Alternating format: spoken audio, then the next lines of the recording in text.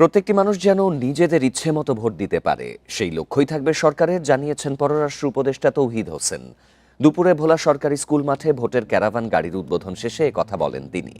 জানান, এবারের নির্বাচনে বিপুল পরিমাণে দেশি বিদেশি পর্যবেক্ষক থাকবে।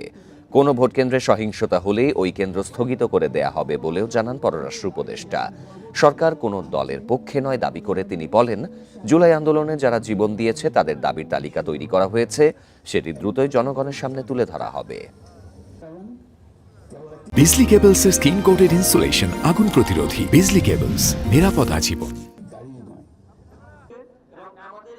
এবার আমাদের লক্ষ্যটা হচ্ছে যে প্রত্যেকটি মানুষ যেন, আমরা জানি যে 100% ভোট কোনোদিনই কাস্ট হয় না, এটা আপনারাও জানেন, আমরাও জানি, কিন্তু ভোট দিতে চাইবে অথচ দিতে পারবে না, প্রতিনিধি নির্বাচন করতে চাইবে অথচ সেই প্রতিনিধির দেখা পাবে না, এরকম পরিবেশ যেন সৃষ্টি না হয়, এটাই ছিল লক্ষ্য।